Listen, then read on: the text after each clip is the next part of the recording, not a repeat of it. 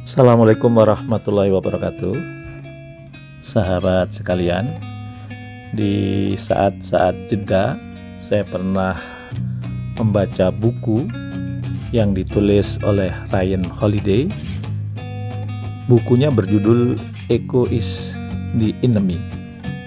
Dan menurut sang penulis, banyak orang menjalani hidup tidak mendapatkan kebahagiaan dan juga diliputi keserakahan. Salah satu sebabnya adalah karena mereka menuhankan ego. Ini dalam diri manusia ada dua ego yang sangat berbahaya, yaitu selalu ingin merasa lebih dibandingkan orang lain, atau mungkin sering disebut sombong gitu ya. Dan ego ingin selalu mendapat pujian dari orang lain, atau kalau diringkas jadi haus pujian. Nah, kedua ego ini sangat merusak, bahkan bisa menghilangkan sisi manusiawi seseorang. Apabila kedua ego ini dirawat dan dibiarkan ada dalam diri seseorang, maka orang tersebut menjadi egois, jahat, serakah, dan menggunakan cara-cara kotor untuk mewujudkan keinginannya.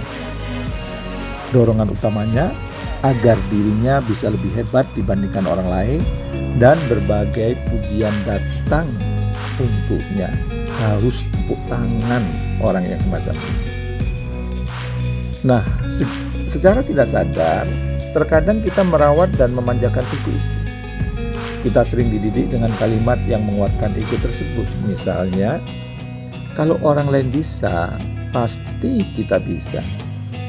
Atau mungkin dengan kalimat, saya akan buktikan bahwa saya sanggup. Apabila kita tidak diapresiasi atau dipuji, di dalam hati kita dididik untuk berkata demikian. Belum tahu ya siapa saya. Atau mungkin ada yang mengatakan, akan saya tunjukkan siapa saya agar ia tidak melecehkan saya. Nah, kalimat-kalimat itu secara tidak sadar sebenarnya melatih rasa sombong dan haus pujian datang di dalam kehidupan seseorang. Apabila kita ingin mencapai performa terbaik dan juga menjalani hidup dengan tenang, damai, dan bahagia, kita perlu melepas kedua ego tersebut.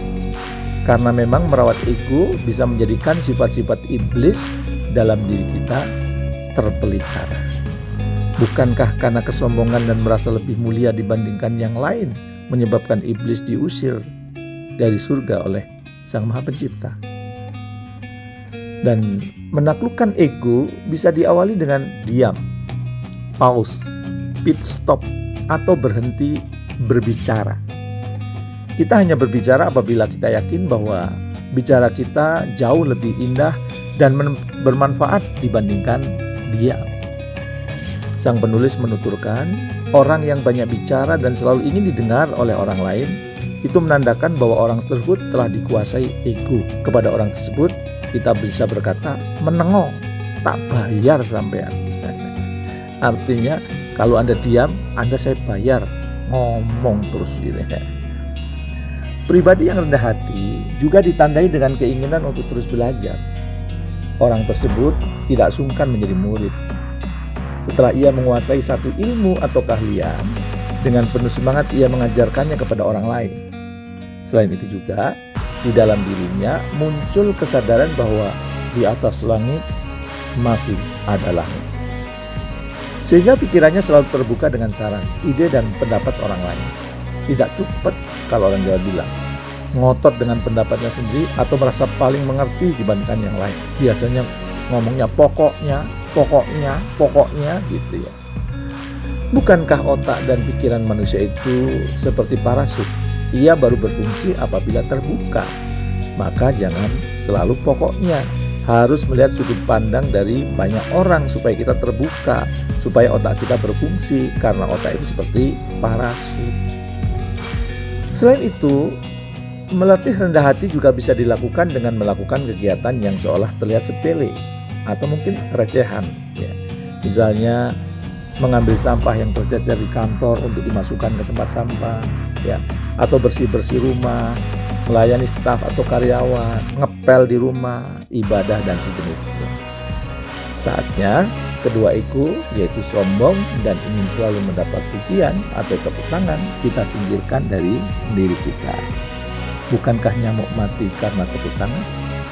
Hati nurani pun bisa mati karena selalu berharap tepuk tangan dari orang lain. Yuk, lawan kesombongan dengan humbleness, rendah hati, dan kemudian lawan berharap pujian dengan persepsi, dengan paradigma bahwa nyamuk mati karena tepuk tangan. Hati nurani kita bisa mati karena tepuk tangan. Jadi kita berharap pujian semata-mata dari Sang Penguasa, Sang Maha Kekasih.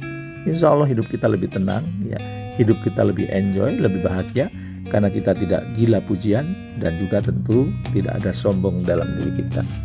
Semoga bermanfaat. Yang sombong segera bertaubat, yang berharap pujian segera berlatih untuk tulus ikhlas melakukan sesuatu karena Sang Maha Kekasih. Terima kasih, semoga bermanfaat. Assalamualaikum warahmatullahi wabarakatuh.